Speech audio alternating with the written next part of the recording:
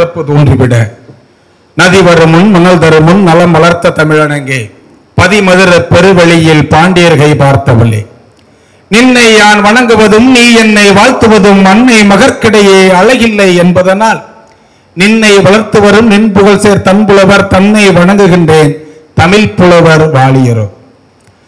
பேரன்பு மிக்க பேராசிரியர் பெருமக்களே, அன்பு விழுமிய மாணவ தோழர்களே, உங்கள் அனைவருக்கும் கல்வி தந்த வள்ளல் பெருந்தகை, கர்ம வீரர், கருப்பு காந்தி, ஏழை பங்காளர் என்றெல்லாம் பலவாறு அழைக்கப்படக்கூடிய ஐயா காமராஜர் அவருடைய பிறந்த தினத்தில் கல்வி வளர்ச்சி நாளாக குறிப்பாக ஐயா அவர்களின் பெயர் தாங்கி இருக்கக்கூடிய மதுரை காமராஜர் ஆற்றல் சார் பல்கலைக்கழகத்தினுடைய உறுப்பு கல்லூரியாக இருக்கக்கூடிய உங்களிடத்திலே இந்த நேரத்திலே உங்களோடு உரையாடவும் உங்களோடு உறவாடவும் கிடைத்த வாய்ப்பிற்கு முதற்கண் எனது வணக்கத்தையும் நன்றியையும் வாழ்த்துதலையும் தெரிவிக்க கடமைப்பட்டிருக்கின்றேன்.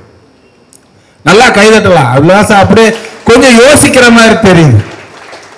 தட்டுமா வேணாமா, இல்ல சரியில்லைன்னா அப்படியே கதவை திறந்து பின்னாக்கி ஓடி போயிருவோமா அப்படிங்கிற ஒரு சிந்தனையில் இருக்கிற மாதிரி தெரியுது. இந்த அரங்கம் எனக்கு இரண்டாவது முறையான அரங்கம். உண்மையிலே நம்முடைய துறை தலைவர் அம்மா அவர்களுக்கு நான் நன்றி சொல்ல வேண்டும்.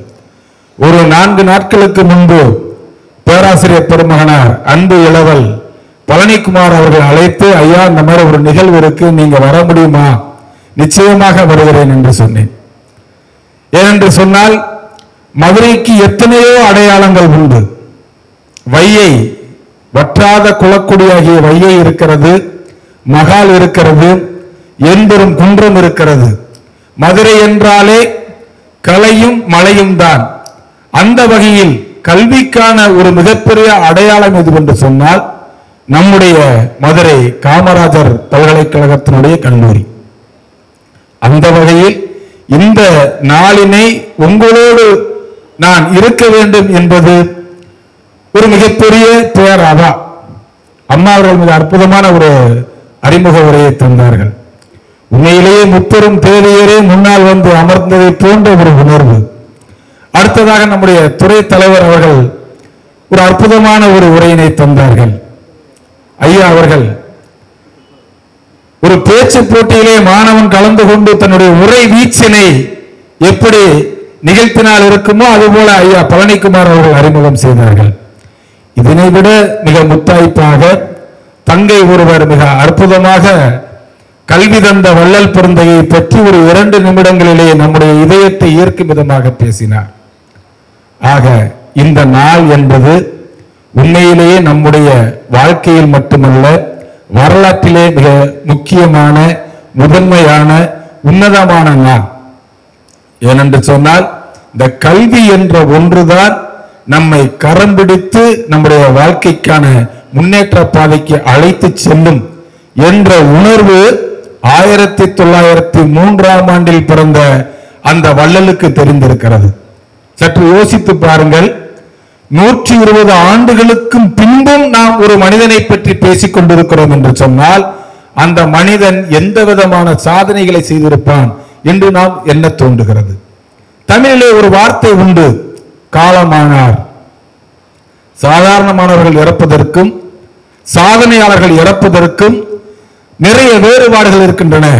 அந்த காலமானார் என்ற அந்த ஒற்றை வார்த்தை கர்ம வீரர் காமராஜர் அவர்கள் இறந்த காலமாக, நிகழ்காலமாக, எதிர்காலமாக என முக்காலத்திற்குமாக அவர் மாறியிருக்கின்றார். அதனால்தான் இன்றும் நாம் அவரை பற்றி பேசிக் கொண்டிருக்கின்றோம். இந்த மதுரை மண்ணிற்கு எத்தனையோ பெருமைகள் உண்டு. ஏன்னா தமிழகத்தினுடைய தலைநகரம் சென்னையாக இருந்தாலும் கூட தமிழின் தலைநகரம் எப்பொழுதும் நம்முடைய மதுரை தான். அந்த வகையில் நம்முடைய தமிழ் துறை கர்ம வீரர் காமராஜர் அவர்களை பற்றியும் நாம் நினைவு கூற வேண்டும். அதோடு இந்த முதலாண்டில் வந்திருக்கக்கூடிய மாணவ செல்வங்களுக்கான ஒரு அறிமுக ஒரு விழா மாதிரியாகவும் இது இருக்க வேண்டும் என்று நம்முடைய அம்மா அவர்கள் கேட்டுக்கொண்டார்கள். ரொம்ப மகிழ்ச்சியா இருக்கு. மாணவர்கள் எந்த அளவுக்கு இருக்காங்களோ அதுபோல மாணவிகள் இருக்கிறாங்க. ஏன்னா கிராமத்துல நான் அடிக்கடி சொல்லுவேன், 5வது படித்த ஒரு மாணவி 6வது வந்தால் அது இன்பம். 6வதிலிருந்து 10 அல்லது 12 முடித்து அதே மாணவி கல்லூரிக்கு வந்தால் அது பேரின்பம். உண்மையிலே இங்கு இருக்கக்கூடிய மாணவ செல்வங்களை, மாணவிய செல்வங்களை பார்க்கும் போதுதான் உண்மையிலே இந்த கல்வி என்பது அன்று கர்ம வீரர் போட்ட அந்த விதையானது இன்று கல்வி என்கிற ஒரு மரமாக உங்கள் முன்னால் இருக்கிறது என்று சொன்னால் அதற்கு இங்கு இருக்கக்கூடிய தமிழ்துறை மாணவ செல்வங்களே சான்றாக நான் நினைக்கின்றேன். மதுரை ஒரு அற்புதமான கவிதையில மதுரையை பத்தி கவிப்பார் சௌரமுத்து அவங்க சொல்லுவாங்க. பாண்டியர் குதிரை குளம்படியும் தோல் பறக்கும் இளைஞர் சிலம்படியும் மதி தோண்டிய புலவர் சொல்லடியும் இளம் தோகை மாதர் மெல்லடியும் மயங்கி ஒளித்த மாமதுரை இது மாலையில் மல்லிகை பூமதுரை. நீண்டு கிடக்கும் வீதிகளும் நிமிர்ந்து முட்டும் கோபுரமும் ஆண்ட பரம்பரை சின்னங்களும் தமிழ் அழுந்த பதிந்த சுவடுகளும் காண கிடைக்கும் பலமதுரை தம் கட்டுக்கோப்பால் இளமதுரை.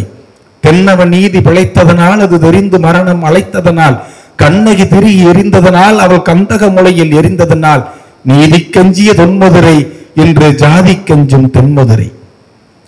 மல்லிகை மவ்வல் அரவிந்தம் வாய் மலரும் கழுநீர் சுரபுன்னை குள்ளை வகுலும் குறுக்கத்தி இவை கொள்ளையடித்த வையை நதி நாளும் ஓடிய நதிமதுரை நீர் நாட்டியமாடிய பதிமதுரை. தமிழை குடித்த கடலோடு நான் தழுவேன் என்று சபதமிட்டேன். அமிழ்தம் பரப்பும் வையை நதி நீர் ஆழி கலர்ப்பது தவிப்பதனால் மானம் எழுதிய மாமதுரை தம் மரபுகள் மாறா வேல்மதுரை. மதுரை தாமரை பூ என்றும் அது மலர்ந்த இதழே தெருவென்றும் இதழில் ஒட்டிய தாதுக்கள் அவை எங்குல மக்கள் திரள் என்றும் பரிபாடல் பாடிய மாமதுரை வட மதுராபுரியின் மேல்மதுரை. மீசை வளர்த்த பாண்டியரும் பின் களப்பிரர் வல்லவர் சோழர்களும் மண் ஆசை வளர்த்த அந்நியரும் அந்த அந்நியருள் சில கண்ணியரும் ஆட்சி புரிந்த தென்மதுரை மீன் ஆட்சியினால் இது பெண்மதுரை. மண்ணை பிடிக்க வந்தவரை தம் வயிற்று பசிக்காய் வந்தவரை செம்பொன்னை திருட வந்தவரை ஊர் பொசிக்கி போக வந்தவரை சேயாய் மாற்றிய தாய்மதுரை அவர் தாயாய் வணங்கிய தூய்மதுரை. அரபு நாட்டு சுண்ணாம்பில் கரும்பு அரைத்து புளிந்து சாரூற்றி மரபு கவிதை படைத்தல் போல் ஒரு மண்டபம் திருமலை கட்டியதால் கண்கள் வியக்கும் கலைமதுரை இது கவிதை தமிழின் தலைமதுரை.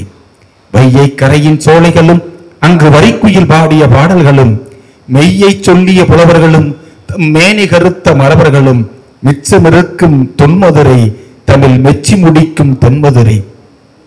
போட்டி வளர்க்கும் மன்றங்களும் எழும் பூசை மணியின் ஓசைகளும் நீட்டி முழங்கும் பேச்சொலியும் நெஞ்சை நிறுத்தி போகும் வளையொலியும் தொடர்ந்து கேட்கும் எழில் மதுரை. இரு கண்கள் தூங்காதிருக்கும் தொழில் மதுரை. இரு கண்கள் தூங்காதிருக்கும் தொழில் மதுரை. ஆலைகள் சாலைகள் பெருக்காமல் வெறும் அரசியல் திரைப்படம் பெருக்கியதால் வேலைகள் இல்லா திருக்கூட்டம் தினம் வெட்டி பேச்சு வார்ப்பதனால் பட்டப்பகலில் பால் மதுரை இது பட்டா கத்திகள் சூழ் மதுரை. நெஞ்சு வறண்டு போனதனால் வையை நேர்கோடாக ஆனதனால் பஞ்சம் பிழைக்க வந்தவர் நதியை பட்டா போட்டுக் கொண்டதனால் முகத்தை இழந்த முதுமதுரை பழைய மூச்சில் வாழும் பதிமதுரை என்று மதுரை அன்றும் இன்றும் ஒரு அற்புதமான நீண்ட கவிதையிலே கவிப்பேரரசு வைரமுத்து அவர்கள் சொல்லியிருப்பார். நண்பர்களே, இந்த ஒற்றை கவிதையை நீங்கள் உள்வாங்கினீர்கள் என்று சொன்னால் அன்று முதல் இன்று வரையான மதுரையினுடைய அத்தனை சிறப்புகளையும் மதுரையினுடைய இன்றைய இழப்புகளையும் நாம் இதிலே தெரிந்து கொள்ள வேண்டும். மெய்யை சொல்லிய புலவர்களும் தம் மேனி கருத்த மரவர்களும். மெய்யை சொல்லிய புலவன் யார்? நக்கீரன். ஐயா, உங்களுக்கு ஒரு கைதட்டல் கொடுங்க பார்ப்போம். மெய்யை சொல்லிய புலவன் இல்லையா? நெற்றிக்கண் திறப்பெனும் குற்றம் குற்றமே. நீங்க திருவிளையாடல் அந்த படம் பார்த்திருந்தீங்கன்னா தெரிஞ்சிருக்கும். அங்கம் புழுதிபட அறிவாளால் நெய் பூசி பங்கம் படபரண்டு கால் பரப்பி சங்கதனை கீர் கீர் என அறுக்கும் நக்கீரனோ என் கவியை ஆராய்ந்து கூறத்தக்கவன். சங்கருப்பதெங்கள் குலம் சங்கரனார் கேது குலம் சங்கை அறிந்துண்டு வாழ்ந்தாலும் வாழ்வோம் அரணே நின்போல் இறந்துண்டு வாழ்வதில்லை. அந்த வரியில தாங்க அவர் கோவப்படுவார் சிவபெருமான் இல்லையா? ஒன்ன மாதிரி பிச்சை எடுத்து நான் இருக்கல என்ன பெருமைக்கு அந்த பாடல் எழுதி கொடுத்து விட்டு நான் ஏற்றிய பாடலே குற்றமா அப்படி சொல்றாரு இல்லையா? ஆண்டவனே ஆனாலும் குற்றம் என்றால் அது குற்றம்தான் என்று சொல்லக்கூடிய ஒரு வல்லமை தமிழ் புலவர்களுக்கும் குறிப்பாக நம்முடைய மதுரை தமிழ் புலவர்களுக்கு இருந்திருக்கிறது என்று சொன்னால் இந்த இலக்கியத்துல எவ்வளவு செய்திகள் பாரு. இதெல்லாம் தமிழ் துறை மாணவர்கள்ட்ட தான் நான் பேச முடியும். நான் எங்க பள்ளியில 10ஆம் வகுப்பு மாணவர்கிட்ட சொன்னோம்னா ஐயா மதிய வரைக்கும் நல்லா தான் இருந்தாரு, எங்க போயிட்டு வந்திருக்காரு போல இருக்கு அப்படின்னு நினைக்க ஆரம்பிச்சிருவாங்க இல்லையா? பாக்குறேன் நம்முடைய வழி வழியாக வந்த புறநானூற்று பெண்கள் சொல்லுவாங்க இல்லையா, முரத்தினாலே புலியை புறம் ஓடச் செய்தவள் நம்முடைய பெண்மணி. ஒரு கவிதை, ஒரு அற்புதமான கவிதை. அந்த புறநானூற்று சாரையெல்லாம் எடுத்து ஒரு அற்புதமான ஒரு புது கவிதையாக படைத்திருப்பார் நம்முடைய கலைஞர் அவர்கள். குடிசைதான் ஒரு புறத்தில் கூறிய வேல் வாழ் வரிசையாய் அமைத்திருக்கும், வையத்தை பிடிப்பதற்கும் வெம்பகை முடிப்பதற்கும் வடித்து வைத்த படைக்கலம் போல் மின்னும் மிளிரும் புலியின் குகையினிலே அழகில்லை புதுமையல்ல, கிளியும் மெய்சிலிருப்பும் கீழிறங்கும் தன்மையும் தலைகாட்டா மானத்தின் உறைவிடம் மறவன் மாளிகை. இல்லத்து வாயிலே கிண்ணத்து சோற்றோடு வெள்ளத்தை சிறிது கலந்து பொக்கை வாய்தனை திறந்து பிடியெண்ணம் எடுத்து போட்டால் பெருநரை கிளவி ஒருத்தி. ஓடி வந்தான் ஒரு வீரன் ஒரு சேதி பாட்டி என்றான், ஆடி வந்த சிறுமி போல் பெருமூச்சு வாங்குகின்றாய், ஆண்மகனா நீ தம்பி, மூச்சுக்கு மூச்சு இடைவெளி ஏற்படட்டும், பின் பேச்சுக்கு தொடக்கம் செய் என்றால் கிண்டலுக்கு பேர் போன அந்த கிழட்டு தமிழச்சி. வேடிக்கை நேரம் இதுவல்ல பாட்டி, உன் வாடிக்கை பேச்சினை விட்டுவிடு, மடிந்தான் உன் மகன் களத்தில் என்றான். மனம் முடிந்து நிமிர்ந்த நாள் தாய்க்கிழவி ஒரு முறை தாய மாடுகையில் காய்களை வெட்டுவதுண்டு, களமும் அப்படித்தான், காயம் மார்பிலா முதுகிலா என்றான். முதுகில் என்றான். கிளவி துடித்தனல், இதயம் வெடித்தனல், வாளை எடுத்தனல், முழவு ஒளித்த திக்கே நோக்கி முடுக்கினாள் வேகம். கோழைக்கு பால் கொடுத்தேன் குப்புற விழுந்து கிடக்கும் மோளைக்கு பெயர் போர் வீரனாம். கோழைக்கு பால் கொடுத்தேன் குப்புற வீழ்ந்து கிடக்கும் மோளைக்கு பெயர் போர் வீரனாம். அந்தோ பரிதாபம், முன்பொரு நாள் பாய்ந்து வந்த ஈட்டிக்கு மார்பு காட்டி சாய்ந்து கடந்தார் என் சாகாத கண்ணாளர், அவருக்கு பிறந்தானா குட்டிச்சுவருக்கும் கீழாய் வீழ்ந்து விட்டான். இணைய வரம்பினிலே வீரம் சிரிக்கும், இங்கு வீணை நரம்பினிலே இசை துடிக்கும், அதுவும் மானம் மானம் என்றே முழங்கும். இணைய வரம்பினிலே வீரம் சிரிக்கும், வீணை நரம்பினிலே இசை துடிக்கும், அதுவும் மானம் மானம் என்றே முழங்கும். மதுவும் சுறாவும் உண்டு வாழ்ந்த மானமற்ற தமிழனமா, எடா மரத்தமிழ் குடியிலே மாசு தூவி விட்டாய். மார்பு கொடுத்தேன் மகனாய் வளர்த்தேன், தின்று கொளுத்தாய் தினவெடுத்த தோள்கள் எங்கே, தின்று கொளுத்தாய் தினவெடுத்த தோள்கள் எங்கே, வேலுக்கு பதில் சொல்ல வழியில்லா கோழையே, என் வீர பாலுக்கு பதில் சொல்வாய் என்று அழுதாள் என்பதை நெருங்கிய ஏழை கிழவி. சென்றங்கு செருமுனையிலே சிதறி கிடந்த செந்தமிழ் காளைகளை புரட்டி பார்த்தால் அங்கு நந்தமிழ் நாடு காக்க ஓடிற்று ரத்த வெள்ளம். சென்றங்கு செருமுனையிலே சிதறி கிடந்த செந்தமிழ் காளைகளை புரட்டி பார்த்தால் அங்கு நந்தமிழ் நாடு காக்க ஓடிற்று ரத்த வெள்ளம். மனமேடையிலும் அந்த மகிழ்ச்சி இல்லை, மகன் பிறந்த போதும் அந்த மகிழ்ச்சிக்கு எல்லை உண்டு. மடிந்து கிடந்தான் மகன் ஈட்டிக்கு மார்பு காட்டி, இறந்து கிடந்தான் மகன் ஈட்டிக்கு மார்பு காட்டி. இதை கண்டால் இதயம் குளிர்ந்தால் இனி எதை கண்டாலும் கவலை இல்லை, என் மகன் வீரனாய் இறந்தான் என்றான். அறுத்தறிய இருந்தேன் அவன் குடித்த மார்பை, கருத்தறிய பொய் சொன்ன கயவன் எங்கே, வாள் இங்கே அவன் நாக்கெங்கே. அறுத்தறிய இருந்தேன் அவன் குடித்த மார்பை, கருத்தறிய பொய் சொன்ன கயவன் எங்கே, வாள் இங்கே அவன் நாக்கெங்கே என்று அந்த புறநானூற்று கவிதையுடைய சாரத்தை எல்லாம் ஒரு புது கவிதையிலே கொண்டு வந்து அதை நான் படித்து முடிக்கின்ற பொழுது உண்மையிலே உங்களைப் போலதான் நானும் மெய் மறந்து உட்கார்ந்திருந்தேன் இல்லையா? அந்த வார்த்தை விளையாட்டுகளை பாருங்கள், எதுகையும் மோனமும் சந்தமும் அப்படியே அந்த வார்த்தைகள் ஒவ்வொன்றாக கொட்டி விழ நம் மனதை அது தட்டி எழ. இது எந்த மொழிக்கு இருக்கிறது?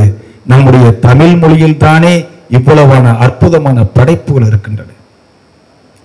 பாரதி சொல்வான், தமிழ் வளர்த்து எத்தனையோ நதிகள் நம்மிடத்தில் இருந்தாலும் கூட அந்த இரண்டு நதிகளுக்கு பெரும்பங்கு உண்டு, அது வையையும் பொருணையும். காவேரி தென்பண்ணை பாலாறு தமிழ் கண்டதோர் வையை பொருணை நதி என மேவிய ஆறு பலவோட திருமேனி செழித்த தமிழ்நாடு. வையை நம்முடைய மதுரை, பொருணை தாமிரபரணி, இந்த ஆறுகள் இரண்டு போடக்கூடிய இந்த மண்ணில் தான் தமிழ் வளர்ந்தது. அந்த புதிய மலையிலே அகத்திய மாமுனிவன் இருந்தான் அல்லவா, அந்த புதிய மனைக்கு உட்பட்ட ஒரு மண் நெல்லை சீமி. தெற்கலாம் திருநெல்வேலி என்று சொல்வதைப் போல அன்றைய ஆங்கிலேயர் ஆட்சி காலத்திலே நம்முடைய சென்னை மாகாணத்தில் இருந்த மாவட்டங்கள் மொத்தம் 25. அதில் ஒரு மாவட்டம் திருநெல்வேலி, நெல்லை. ஒரு வகையில் நானும் நெல்லை சீமைக்காரன் தான். நெல்லை மிகப்பெரிய மாவட்டம். அந்த நெல்லை மாவட்டத்தில் இருந்த சாத்தூர் வட்டத்தில் ஒரு ஊர் தான், ஒரு சின்ன ஊர் தான் விருதுப்பட்டி. அந்த விருதுப்பட்டியில தான் அன்பிற்குரிய மாணவி அந்த கர்ம வீரரை பற்றி பேசுகின்ற பொழுது சில செய்திகளை சொன்னார் அல்லவா, அங்கே அவர் 1903ஆம் ஆண்டில் பிறக்கின்றார். தமிழகத்தில் 5 நிலங்களும் இருக்கக்கூடிய ஒரு மண் எது என்று கேட்டால் அது நெல்லை சீமி. அங்கே குறிஞ்சி இருக்கிறது, முல்லை இருக்கிறது, மருதம் இருக்கிறது, நெய்தல் இருக்கிறது, பாலை. அது 4 நேரி பக்கத்தில் செம்மண் பரப்புகள், மணல் பரப்புகள் உள்ள இடமாக 5 நிலங்களும் இருக்கக்கூடிய ஒரு மாவட்டம் எது என்று கேட்டால் நெல்லை மாவட்டம். அது பின்னாளிலே 1910ஆம் ஆண்டில் ஆங்கிலேயருடைய வசதிக்காக அந்த சாத்தூர், சிறுவில்லிபுத்தூர் இதெல்லாம் ராமநாதபுரம் மாவட்டத்துக்கு மாற்றப்படுகிறது. அதன் பின்பாக விருதுப்பட்டியானது விருதுநகர் மாவட்டமாக மாற்றப்படுகிறது. இது நமக்கு தெரிஞ்சது. நான் பாரதி பிறந்த அந்த எட்டயபுரம் முதல்ல திருநெல்வேலி மாவட்டமாக இருந்து பின்பு தூத்துக்குடி மாவட்டமாக உருவானது. அந்த விருதுப்பட்டிங்கிற ஊர் விருதுநகரா மாறு. ஒரு சில சமூக குழுக்களிடையே இந்த படிப்பு இவ்வளவு போதும்பா, எழுத படிக்க தெரிஞ்சா போதும், கணக்கு வழக்கு பார்க்க தெரிஞ்சா போதும் அப்படிங்கிற ஒரு காலம் இருந்த காலம் அது. 6ஆம் வகுப்புல ஆண்டு தேர்வு கூட அவர் நிறைவு செய்யல. 6ஆம் வகுப்பு முடிக்காத ஒருவர் தான், பள்ளி படிப்பை முடிக்காத ஒருவர் தான் இன்று பல்கலைக்கழகமாக உயர்ந்து நிற்கிறார் என்று சொன்னால் அந்த மனிதன் செய்த சாதனைகள் ஏராளம் ஏராளம். சாதாரண ஒரு குடும்பத்தில் பிறந்து ஒரு சரித்திர நாயகனாக இன்று இந்த உலகமே அவரை மெச்சுகிறது என்று சொன்னால், நாட்டை வழிநடத்தக்கூடிய பிரதம மந்திரிகளை உருவாக்கக்கூடிய ஆற்றலில் அவர் இருந்தார் என்று சொன்னால், கிங் மேக்கர் என்று அழைக்கப்படக்கூடிய அளவுக்கு ஒரு தமிழன் இருந்தான் என்று சொன்னால் அது நம்முடைய தமிழகத்திற்கு கிடைத்த ஒரு மிக பெரும் பெருமை. ஏன்னா சில பழக்கங்கள் பிள்ளை பருவத்திலிருந்து வரணும், உடனே வராது. அவை ஒரு பாட்டில் சொல்லுவார், சித்திரமும் செந்தமிழும் வைத்ததொரு கல்வி இதுதான தேவையில்லைங்கிறது. தெரிஞ்சா சொல்லிட்டு போயா, இங்க எங்கிட்ட கேள்வி கேட்டுக்கிட்டு பல இடங்கள்ல இப்ப ஊர் பொல்லாப்புக்கு நம்ம ஆளாயிருவோம். சில சிரமங்கள் இருக்கு.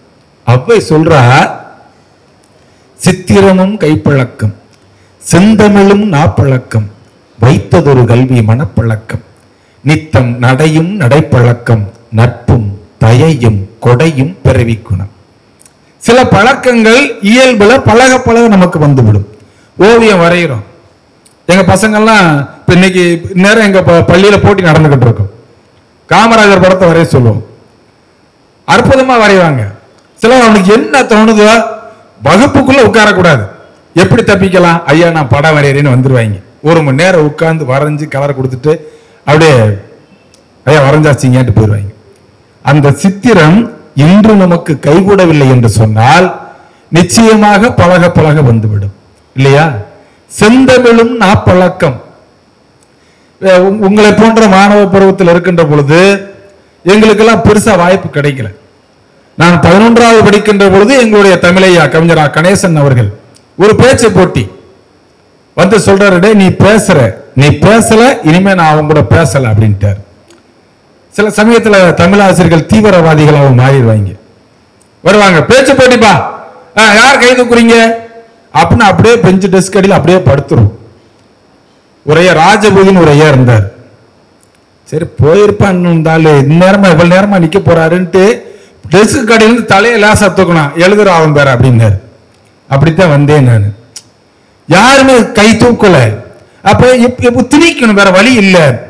அப்ப பேச்சு என்பது பழக பழக வந்துவிடும் இல்லையா? சித்திரமும் கைப்பழக்கம், செந்தமிழும் நாப்பழக்கம், வைத்ததொரு கல்வி மனப்பழக்கம். ஒரு கவிதையை சொல்லணும்னு வச்சுக்கோங்களேன், அதனுடைய எல்லையை பார்த்தவொன்னு இது பெரும் தொல்லையாக இருக்கும் போல் தெரிகிறது நமக்கு ஒரு எண்ணம் வந்துடும். அதே கவிதையை நீங்கள் வாசிக்க வாசிக்க, அதையே நீங்கள் சுவாசிக்க சுவாசிக்க அந்த கவிதை நம்ம உள்ளுக்குள்ள உட்கார்ந்து இல்லையா? இப்ப ஒரு கவிதை சொல்றேன் பாருங்களேன். ஒரு சங்க இலக்கியங்கள்லாம் தொகுத்து ஒரு கவிதை நீங்களே சொல்லலாம். இதுல எந்தெந்த நூல் பேர் இருக்குங்கிறத நீங்களே சொல்லலாம். அப்படி சொல்றவங்களுக்கு பரிசு உண்டு. பழந்தமிழர் பெருநூல்களை நினைத்தவாறு படுக்கையிலே ஒரு நாள் படுத்திருந்தேன். பக்கமது நெருக்கமாய் படுத்துக் கொண்டு வெக்கமது சிறிதுமின்றி ஒருத்தி என்னை தழுவிக்கொண்டாள். சற்று நேரத்தில் மற்றொருத்தி வந்தாள். அவள் வானவில் மாயக்காரி, வானம் பாடியென இசை கூட்டும் சதுர் ஆட்டக்காரி. என்ன இது? ஒரு படுக்கை இருமங்கை என கேட்பீர், சற்றே பொறுத்திடுக. முதலில் வந்தவள் பெயர் தூக்கம், மற்றொருத்தி கனவு மங்கை. அந்த கனவினிலே நான் கண்ட காட்சியெல்லாம் தமிழ் காட்சி, தமிழர் மாட்சி. மன்றம் ஒன்றில் இசைவாணன் அமுதமலை புலிகின்றான். மக்களெல்லாம் அது பிடித்த வண்டு போல் மயங்கி நின்றான்.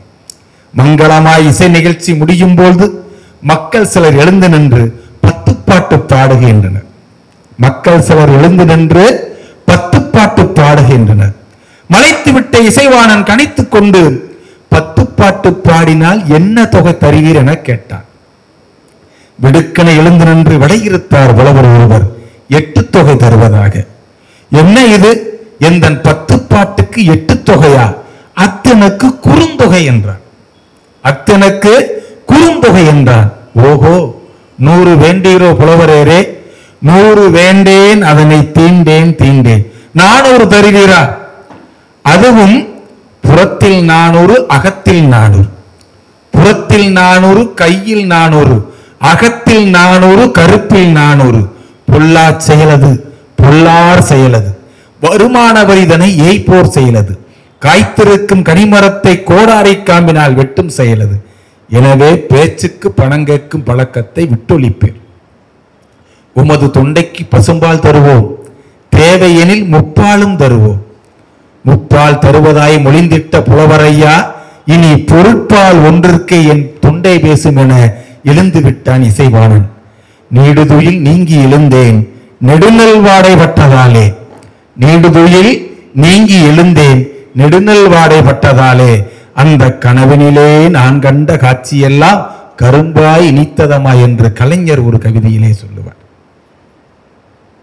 இதுல எத்தனை இலக்கியத்தினுடைய பெயர் வந்துச்சுன்னு சொல்ல முடியுமா? சொல்லலாமா? தெரியும், ஆனா எதுக்கு முன்னாடி வந்துகிட்டு? அப்படித்தானே தம்பி? உன் பேர் இல்லையா? பேரத்தான் கேட்ட, பயப்பட தேவையில்லை. பேர் என்னது? கார்த்திக் ராஜா. சொல்லுப்பா, எந்த இலக்கியங்கள்? இப்ப நான் சொன்னதில் ஏதாவது 1, 2 ஏதாவது? 8 தொகை 10 பாட்டு. கைதட்டுங்க அந்த தம்பிக்கு.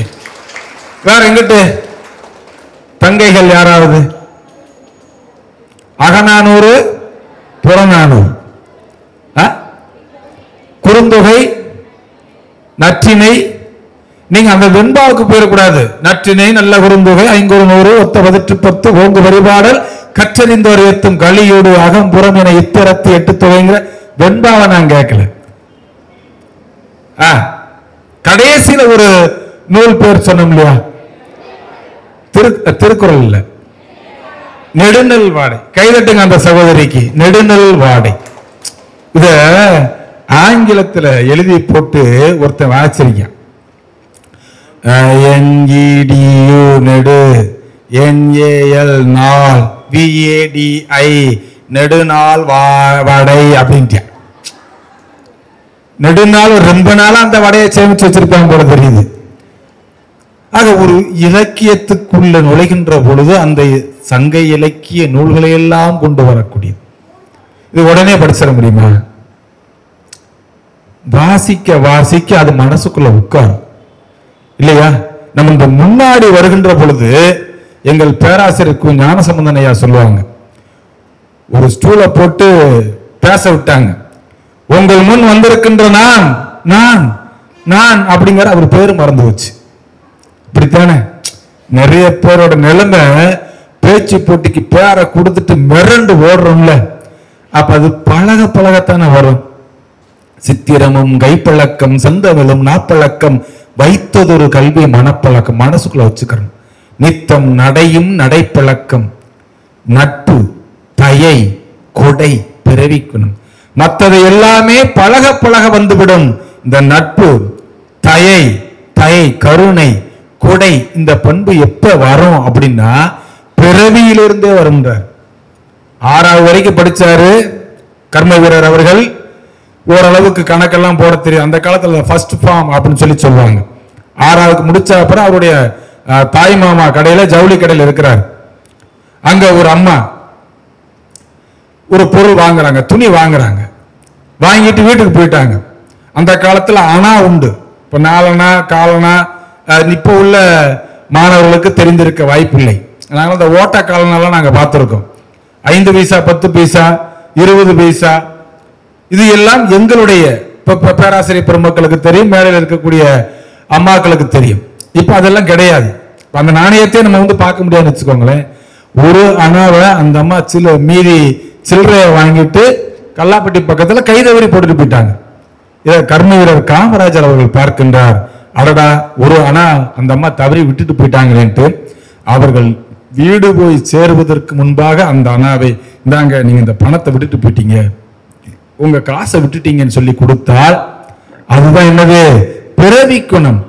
ஒரு பிள்ளை எதிர்காலத்தில் எப்படி வருவான் என்பதற்கு ஒருவானை சோற்றுக்கு ஒரு சோறு பதம் என்பது போலதான் அந்த நிகழ்வு. அவரோட மற்ற மாணவர்களோட பற்று. அந்த காலத்துல பள்ளிக்கூடம் படிக்கிறது என்பது மிகப்பெரிய, எல்லாருக்கும் அந்த வாய்ப்பு கிடைக்காது. பணக்காரர்களுக்கு மட்டுமே கிடைக்கக்கூடிய ஒரு வாய்ப்பு அது. விருதுநகர்ல சத்திரிய வித்யாசாலா அப்படின்னு ஒரு பள்ளிக்கூடம் இப்பவும் இருக்கக்கூடிய ஒரு பள்ளிக்கூடம். 1889 அன்றைய காலகட்டத்திலிருந்து இன்னைக்கு வரைக்கும் அந்த பள்ளிக்கூடம் இருக்கு. அங்க என்ன செய்வாங்கன்னா பிடியரிசி திட்டம்னு ஒரு திட்டம். வசதியானவர்கள் அரிசியை கொண்டு கொடுப்பாங்க, இவங்க சமைச்சு மற்ற பிள்ளைகளுக்கு கொடுப்பாங்க. இந்த திட்டம் தான் பிற்காலத்துல கர்ம வீரர் அவர்கள் முதல்வராக 1954 அவர் ஏப்ரல் 13ஆம் தேதி தமிழ் புத்தாண்டு தினத்திலே முதலமைச்சராக பொறுப்பேற்கிறார். அப்ப அவர் ஒரு வார்த்தை சொல்றார். அந்த முதல்வராக பொறுப்பேற்றுக் கொண்டவன் அவர் சொன்ன ஒரு ஆட்சிய உரை, அற்புதமான உரை. இங்கே நாள் முழுவதும் உழைக்கிறவர்களை வேலைக்காரர்கள் என்றும் கூலி ஆட்கள் என்றும் சொல்கின்றோம்.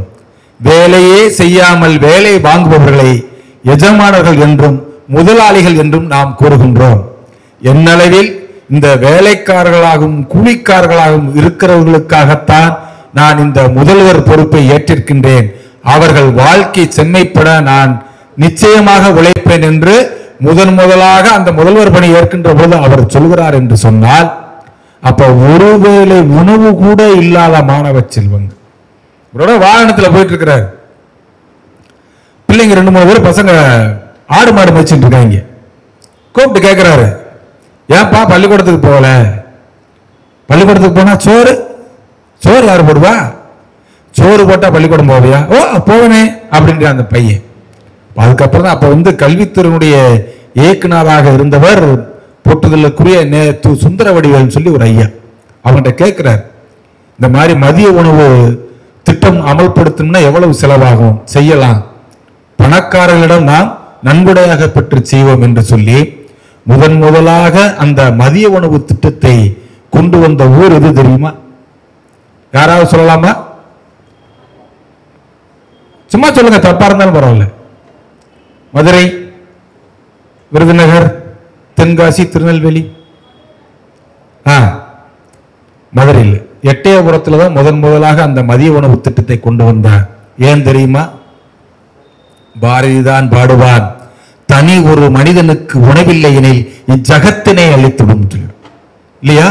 அப்ப தனி ஒரு மனிதனுக்கு கூட உணவு இல்லாமல் இருக்கக்கூடாது என்று பாடிய பாட்டுப்பாட்டன் கிட்டத்தட்ட 15 லட்சம் பிள்ளைகளுக்கு அந்த உணவானது பிற்காலத்திலே கிடைத்தது என்று ஒரு புள்ளி விவரம் சொல்கிறது. இது எல்லாராலையும் சிந்திக்க முடியுமா? அந்த மதிய உணவு திட்டம் தான் பின்னாளிலே முதல்வராக இருந்த நம்முடைய எம்ஜிஆர் அவர்களால் சத்துணவு திட்டமாக மாற்றப்பட்டது. இன்னைக்கு பாத்தீங்கன்னா அந்த சத்துணவு திட்டத்துல தினமும் முட்டை, கீரைச்சோறு, இன்னைக்கு எங்க பள்ளியில ஆசிரியர்கள் ஒருவேளை உணவு கொண்டு வரவில்லை என்று சொன்னால் உடனே என்ன செய்றாங்க, அந்த சத்துணவு சாப்பாடை வாங்கி சாப்பிடுறாங்க. அப்ப இதற்கு எல்லாம் ஒரு தொடக்கமாக அமைத்தது யார் என்று கேட்டால் அவர்தான் நம்முடைய கல்வி தந்த வள்ளல் பெருந்தகையான கர்ம வீரர் அவர்கள்.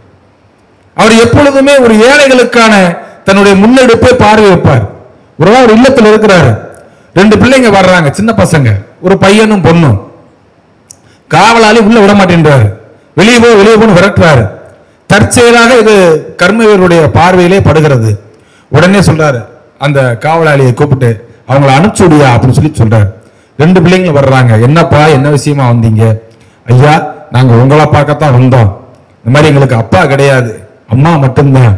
அண்ணனுக்கு டைப்ரைட்டிங்காக அந்த தேர்வுக்கு பணம் செலுத்த வேண்டும். எங்களிடத்திலே பணம் இல்லை.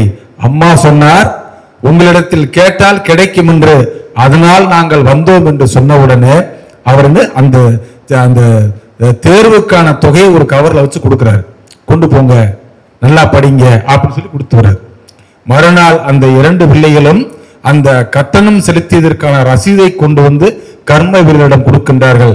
ஐயா, நீங்கள் கொடுத்த தொகைக்கு அந்த ரசீது இது, கட்டண தொகைக்கான பில் இது அப்படின்னு கொடுக்கும் போது அவர் அந்த குழந்தைகளை வாரி அணைத்துக் கொண்டார் என்று வரலாறு சொல்கிறது. இதை நமக்கு தேவை, கொடுத்துட்டார்ல அப்படின்னு போகாம அதற்கும் ஒரு கணக்கு காமிக்கணும்.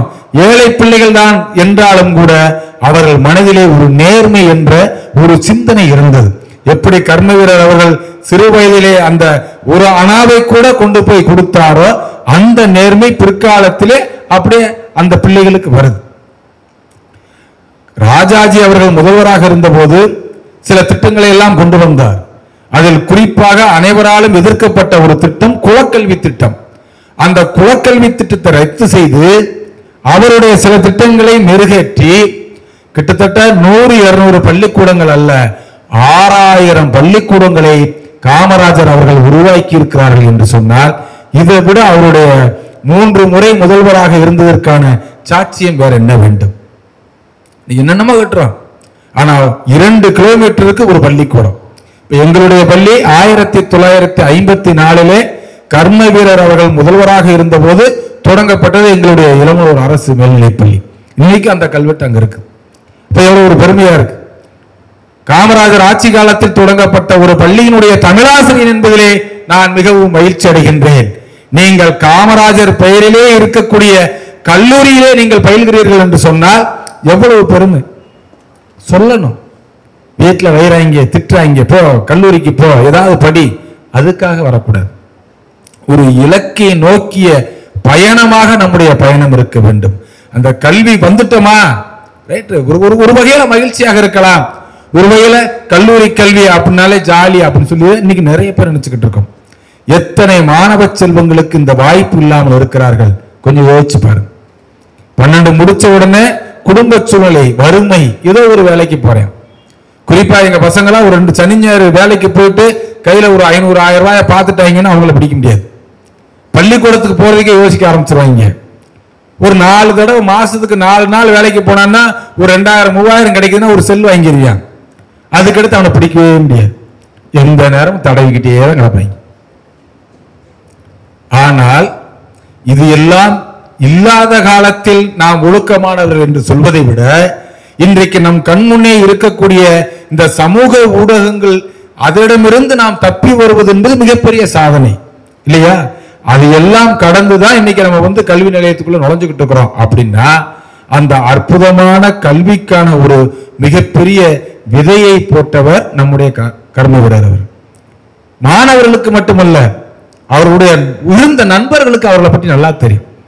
ஒரு நண்பர் கேட்கிறார், காமராஜ், இந்த மாதிரி என்னுடைய பிள்ளைக்கு நான் திருமண விழா வச்சிருக்கேன், நீதான் தலைமையேற்று அந்த திருமணத்தை நடத்தி வைக்கும் சொன்ன உடனே அவர் சொல்றாரு, அடா போடா, நீ ஒரு ஆளு, உன் பிள்ளைக்கு கல்யாணத்தை தலைமை தாங்கி நடத்தணுங்கிறதுக்காக நான் முதலமைச்சராக உட்கார்ந்துட்டு இருக்கேன், எனக்கு எவ்வளவோ வேலைகள் இருக்கு, வர முடியாது, நீ அந்த வேலையை பாருன்னு சொல்லி அனுப்பிச்சிட்டார்.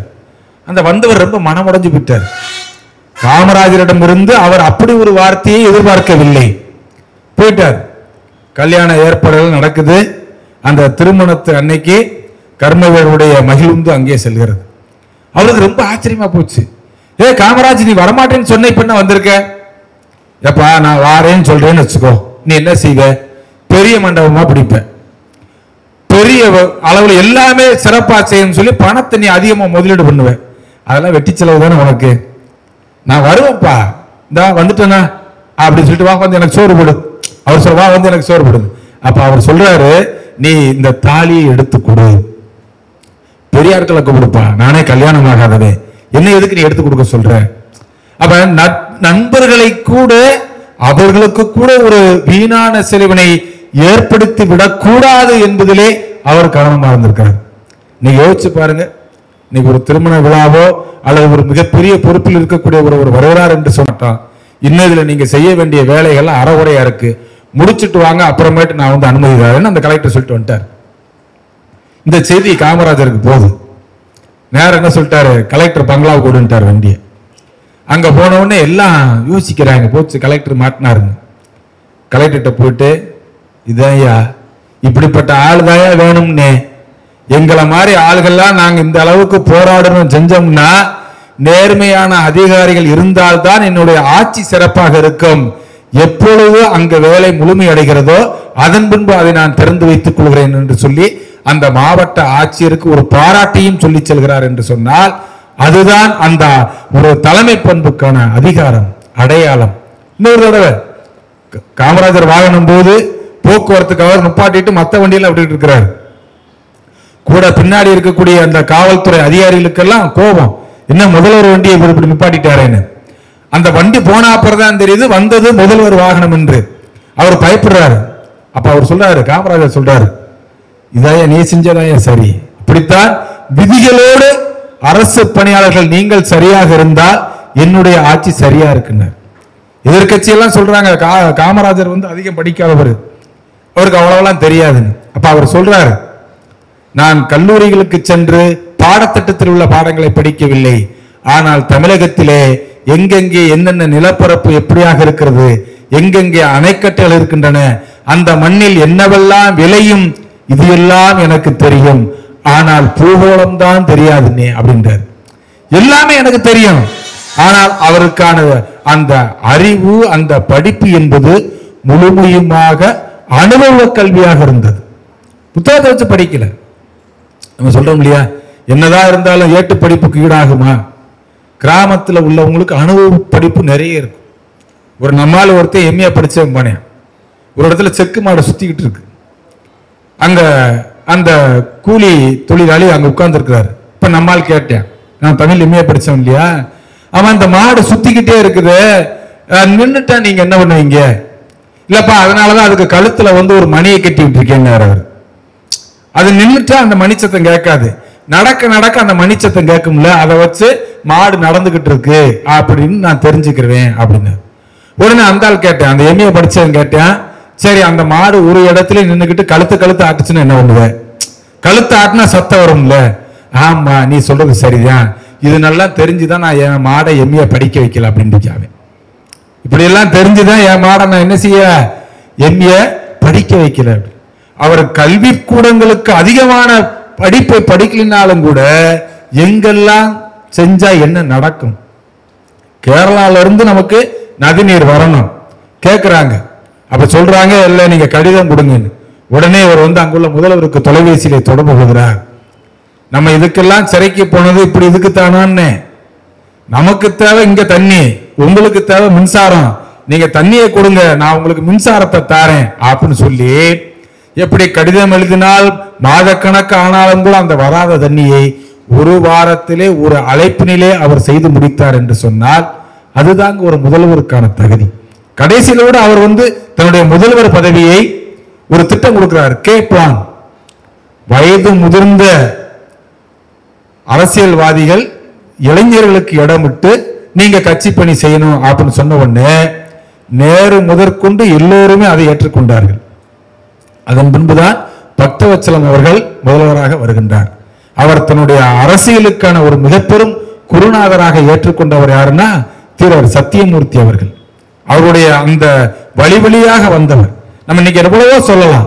காமராஜர் எப்படிப்பட்டவர் அப்படின்னா அவரை பத்தி சொல்றதோட அவர் அமைச்சரவையில் இருந்தாங்க இல்லையா, ஐயா கக்கன் அவர்கள், நேர்மையின் சின்னம் என்று அழைக்கப்படக்கூடிய ஐயா கக்கன் அவர்கள் நம்ம மதுரையில தாங்க கடைசி காலத்துல உடம்புக்கு முடியாம மருத்துவமனை, அரசு ராஜாஜி மருத்துவமனையில படுத்து கிடக்கிறார். இடம் இல்ல. தற்செயலாக அங்கு வருகை தந்த எம்ஜிஆர் அவர்கள், மருதூர் கோபால மேனன், ராமச்சந்திரன் என்று அழைக்கப்படக்கூடிய எம்ஜிஆர் அவர்கள் பார்க்கிறாரு. பார்த்தோன்னு என்ன கக்கனையால இங்க இருக்கிறாரு அப்படின்னு பார்த்தோன்னு கூப்பிட்டு, என்னங்க இவரை இப்படி படுக்க வச்சிருக்கீங்க, அவருக்கு தேவையான அனைத்து உதவிகளும் செய்யுங்க. நீங்க அந்த அந்த படம் நீங்க இணையத்துல தேடலாம். அவர் ஒரு கோமணம் மாதிரி தான் கட்டியிருப்பாரு, ஒரு லங்கோடு மாதிரி ஒரு துண்டை வச்சு கட்டியிருப்பாரு, ரொம்ப எளிமையான தோற்றத்துல. அப்பதான் அவர் சொல்றாரு, காமராஜர் என்கிற ஒரு தனி மனிதன், ஆனா அவர் வாழ்க்கையில திருமணமும் முடிச்சுக்கல.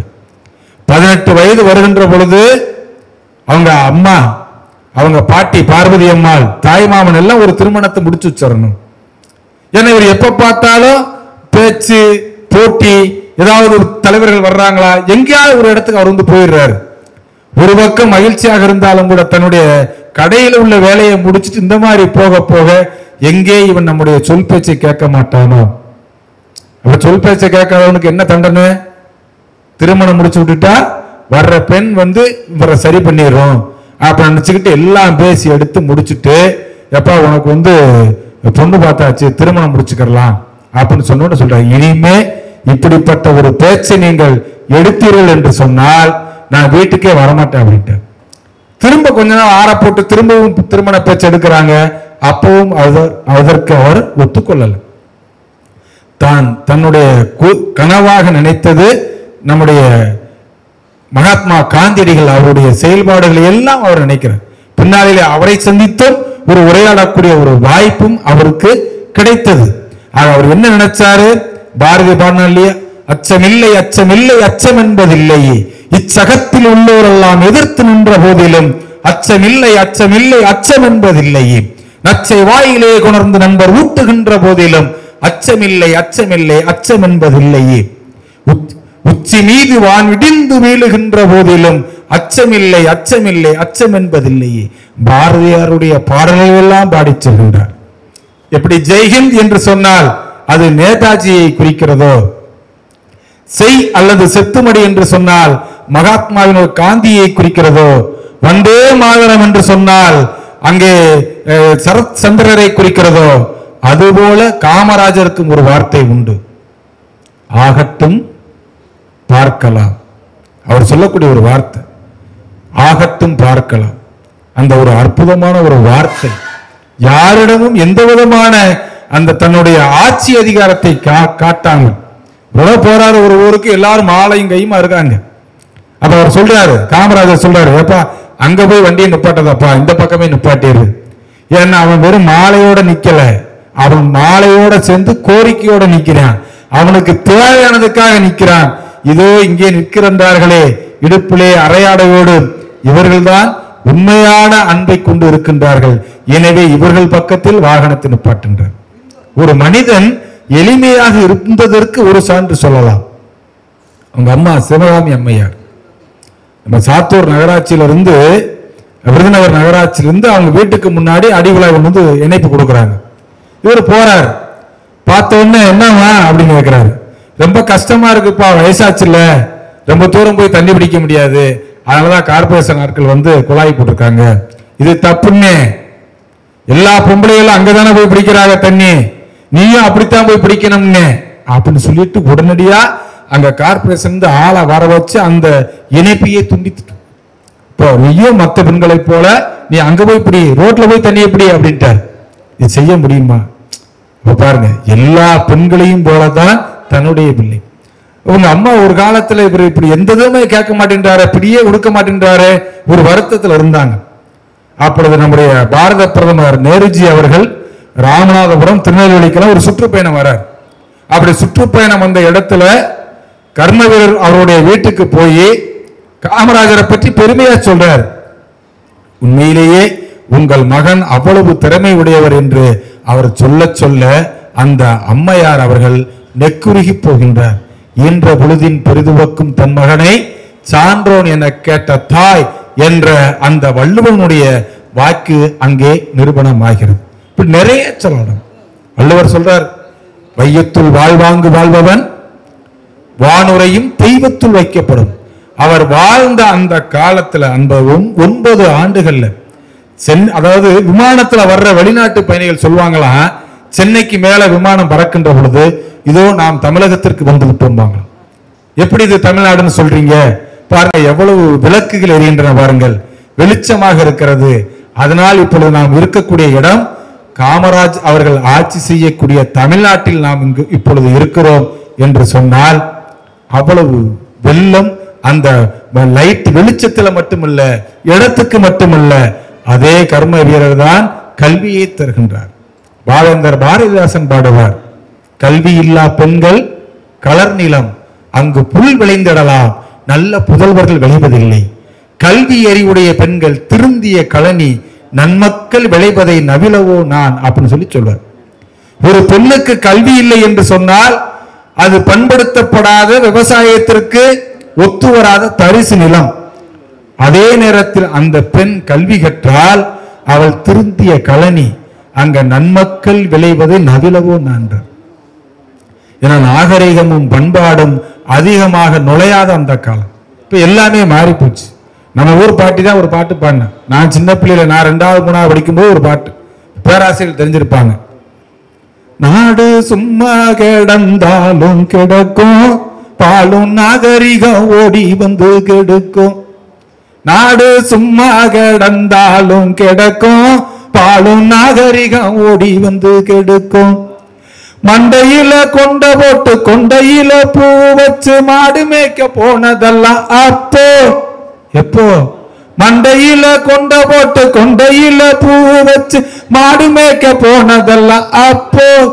இப்போ ஒட்டு முடி வச்சுக்கிட்டு ரெட்ட சடை போட்டுக்கிட்டு ஓடுது பார் படம் பார்க்க. இப்போ ஒட்டு முடி வச்சுக்கிட்டு ரெட்ட சடை போட்டுக்கிட்டு ஓடுது பார் படம் பார்க்க. இப்போ நாடு சும்மா கிடந்தாலும் கிடக்கும், பாலும் நாகரிகம் ஓடி வந்து கெடுக்கும். அதனையா நாகரிகம்னா என்னங்கயா, பண்பாடுன்னா என்னங்கயா? உடை அணிவது நாகரிகம் இல்லையா? அது இந்த மண்ணிற்கு ஏற்ற உடையாக அணிவது நம்முடைய பண்பாடு. நாங்க படிக்கும் போதெல்லாம் டவுசர் கொடுப்பாங்க அரசாங்கத்திலிருந்து, பூ போல இருக்கும். அப்படியே காலையில் மறுநாள் அப்படியே போட்டு வந்தோம்னா அப்படியே அந்த அந்த புத்தான் இருக்கு இல்லையா, அப்படியே பூ போல வச்சிருப்பாங்க. மதியம் சாப்பிட்ட உடனே வயிறு கொஞ்சம் பிடைக்கும், அப்படியே அந்து போகும். அந்த 2 முடிச்சையும் போட்டு தொப்புளு கடையில் ஒரு முடிச்ச போட்டு 4 தடவை உட்கார்ந்து இருந்தோம்னா டர்ரு பின்னாடி கிழிஞ்சு வரும். இந்த முறைமைக்காரங்களாம் சொல்லாங்க, வாங்க மாப்பிள்ள ஒரு போஸ்ட் கார்டு இருக்கு, உங்க போஸ்ட் ஆஃபீஸ்ல தபால் பெட்டிக்குள்ள போடலாம் பாம்பாங்க. எதை? பின்னாடி கிழிஞ்சு போனது. அது அப்ப அவ்வளவு வெக்கமாகவும் கூச்சமாகவும் அசிங்கமா நினைத்த ஒரு காலம் நாங்கள் படித்த பள்ளிக்காலம். இப்ப பையங்க வர்றாங்க, பிறந்த நாள்னா ட்ரெஸ் போட்டு வர்றியா, அதுல இருக்கு ஐயா என்னுடைய ஆடை நன்றாக இருக்கிறதா? நல்லாத்தான் இருக்கு. அது என்னன்னா அந்த பில்ல கிழிக்க மாட்டாங்க, அது தொங்க விட்டுருப்பாங்க. ஒரு 1000 ரூபாய்க்கு மேல எடுத்துட்டாங்கன்னா 4 பேருக்கு தெரிஞ்சுக்கட்டுமேங்கிறதுக்காக அப்படி சுத்தி ஒரு சுத்தி விட்டு பார்த்தோம்னா, இந்த என்சிசியில வந்து பாத்தீங்கன்னா பரேடு நடத்தும் போது ஒரு 10 பேர் சேர்ந்து உங்ககிட்ட ஒரு சுவத்துல துப்பாக்கி வச்சு சுட விடுவாங்க. அந்த வட்டத்துக்குள்ள போய் சுடணும். அடிச்சு ஒரு 10 பேர் ஒண்ணு போல தூக்கி அடிப்பாங்க, கிருகிருன்னு அடிப்பாங்க. அப்படி 10 பேர் அந்த ட்ரெஸ் அங்க தொங்க விட்டு துப்பாக்கியால சுட்ட எவ்வளவு ஓட்டம் இருக்குமோ அவ்வளவு ஓட்டம் அந்த பேண்ட்ல இருக்கும். இது எவ்வளவுடான்னு கேட்ட 1000 ரூபாய் 1500. ஒரு காலத்துல கிழிந்த ஆடைகள் போட்டு செல்வது அவமானமாகவும் கேவலமாகவும் கூச்சமாகவும் கருதிய காலம் போய் இன்று அதுதான் என்ன சரியா, இதுதான் இன்னைக்கு ட்ரெண்டிங்கா, பிடித்தியா என்று நாகரிகமானது இப்பொழுது எந்த விதத்திலெல்லாம் மாறிக்கொண்டிருக்கிறது. ஆனால் எந்த விதத்தில் மாறினாலும் கூட அவர் விதைத்த அந்த கல்வி சிந்தனைகள் இன்றும் நம்மிடையே இருந்து கொண்டிருக்கிறது என்று சொன்னால், மதிப்புமிகு முதல்வர் அவர்களை நம்முடைய தமிழ் துறையின் சார்பிலே வருக வருக என இருகரம் கூப்பி அன்போடு வரவேற்கின்றோம்.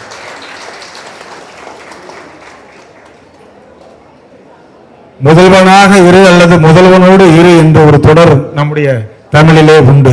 மிக மகிழ்ச்சியா இருக்கு. ஏன்னா ஐயா அவர்கள், நான் கடந்த முறை கவியரசு கண்ணதாசன் அவருடைய பிறந்த நாள் நிகழ்விற்கு வருகின்ற பொழுதும் ஐயா அவர்கள் தான் இந்த பொறுப்பினை அலங்காரம் செய்தவர்கள். ஏன்னா தலைமை பதவி என்பது சாதாரணம் கிடையாது. நம்முடைய இறையன்பு ஐயா சொல்வாங்க, தலைமை பதவி என்பது மலர் கிரீடம் அல்ல, அது முட்கிரீடம் சொல்லுவோம். அந்த சீட்ல உள்ளவங்களுக்கு தான் அது தெரியும் எவ்வளவு நெருக்கடியானது. நான் இன்றைக்கு நம்முடைய இதே நிகழ்வு நம்முடைய கலைஞருடைய நூற்றாண்டு நூலகத்திலே மதுரைக்கான ஒரு மாபெரும் அறிவுக்கான ஒரு அடையாளம் என்று சொன்னால் கலைஞர் நூற்றாண்டு நூலகம். மாணவ செல்வங்கள் நீங்க எல்லாம் போய் அங்க புத்தகத்தெல்லாம் நீங்க உறுப்பினரா முதல்ல சேரணும். பாட புத்தகங்கள் மட்டும் பயன்படாது, மற்ற அது சார்ந்த துறை சார்ந்த நீங்க 12 முடிச்சுட்டு கல்லூரி படிப்பு முடிச்சவனுக்கு இன்னைக்கு வேலை இருக்கு. நாங்க படிக்கும்போது பாத்தீங்கன்னா வேலை வாய்ப்பு அலுவலகத்தில் பதிவு செஞ்சா போதும். நான் ஆசிரியர் பணிக்கு 25 ஆண்டுகள் முடிந்து இது எனக்கு 26வது ஆண்டில் நான் இப்ப இருக்கிறேன். அந்த காலத்துல வேலை வாய்ப்பு அலுவலகத்தில் பதிவு செஞ்சா வேலை.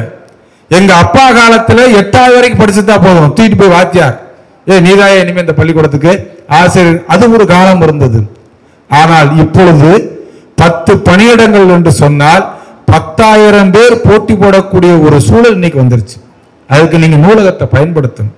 நூலகத்துல உங்களை உறுப்பினராக மாத்திக்கிறணும், படிக்கணும், எல்லாத்தையும் படிக்கணும். பாவேந்தர்கிட்ட கேட்டான் ஒருத்தன், ஐயா படிக்கிறோம்னு சொல்றீங்களா, எந்தெந்த நூல்களை படிப்பது, எப்பொழுது படிப்பது? அவர் சொல்றார், படி, நூலைப்படி, சங்கத்தமிழ் நூலைப்படி, முறைப்படி நூலைப்படி, காலையில் படி, கடும்பகற்படி, மாலை இரவு பொருள்படும்படி நூலைப்படி, சங்கத்தமிழ் நூலைப்படி, அறம்படி, அப்படியே இன்பம்படி, இறந்த தமிழ் நான் மறை பிறந்ததென்று சொல்லும்படி, அகப்பொருள்படி, புறப்பொருள்படி, புக புக படிப்படியாய் வருமே ஆண்டோர் சொற்படி, ஜாதி என்னும் தாழ்ந்தபடி நமக்கெல்லாம் தள்ளுபடி, சேதி தெரிந்துபடி தீமே வந்திடுமே மறுபடி, பொய்யிலே கார்படி புரட்டிலே முக்கார்படி, வையகம் ஏமாறும்படி வைத்துள்ள நூல்களை ஒப்புவது எப்படி, தொடங்கையில் வருந்தும்படி இருப்பினும் மூன்றிப்படி, இரவா இன்பம் கிடைத்திடுமே ஆண்டோர் சொற்படி, படி படி படி நூலைப்படி, சங்கத்தமிழ் நூலைப்படி என்று பாவேந்தர் அவர்கள் மாணவர்கள் என்னெல்லாம் படிக்கணுங்கிறது ஒரு அட்டவணை போடுறார். நாம என்ன நினைக்கிறோம், 35 மதிப்பெண் போதுமையா, பாஸ் ஆனா போதும், எனக்கு தேவை ஒரு பட்டம் இல்லையா? அது பெரும்பாலும் எதுக்கு பயன்படுத்துவோம், திருமண பத்திரிகையில நம்ம வேற போடுவோம், முத்துச்சாமி MA, அவ்வளவு முடிஞ்சு வச்சு. நம்ம பிள்ளைங்களுக்கு என்ன நினைக்கிறோம், பிள்ளைங்க பள்ளியில் இருந்து கூட ஒரு கல்லூரி படிப்புன்னா ஒரு நல்ல மாப்பிள்ளை கிடைக்கும். இந்ததற்காக இல்லாமல் வெறும் ஏட்டுக்கல்வியாக மட்டும் இல்லாமல் அதனை வாழ்க்கை கல்வியாகவும் தாம் கற்றதையும் பெற்றதையும் தன்னுடைய அறிவுக்காக பொருத்தி பார்த்து என்னென்ன திட்டங்கள் எல்லாம் வேண்டுமோ அத்தனை திட்டங்களை தந்தவர் நம்முடைய கர்ம வீரர் காமராஜர் அவர்கள். உண்மையிலே எவ்வளவு நம்ம பேசலாம், எவ்வளவோ செய்திகள் அவரை பற்றி இருக்குது. அவருடைய அந்த ஆட்சியினுடைய அடையாளங்களாக அவர் கட்டிய அணைக்கட்டுகள், அவர் கொண்டு வந்த திட்டங்கள், ஒரு மனிதனுக்கு தொலைநோக்கு பார்வை வரும். பாரதி தான் பாடினேன், ஆடுவோமே பள்ளு பாடுவோமே ஆனந்த சுதந்திரம் அடைத்து விட்டோம் என்று. அப்ப சுதந்திரம் நமக்கு கிடைச்சிருந்துச்சா? இல்ல. சுதந்திரம் பெறுவதற்கு 25 ஆண்டுகளுக்கு முன்பே நமக்கு சுதந்திரம் கிடைத்துவிடும் என்ற ஒரு நம்பிக்கை அவனுக்கு இருந்தது. அதனால்தான் பாடினார், வானை இழப்போம் கடல் மீனை இழப்போம் சந்திர மண்டலத்தில் கண்டு தெளிவோம் சொன்ன போது எல்லாம் சிரிச்சாங்க. எப்படிடா சந்திர மண்டலத்துக்கு போக போறோம் அப்படின்னு. 1969 அமெரிக்காவுடைய நாசா விண்கலம் அதனை நடத்தி காட்டியது.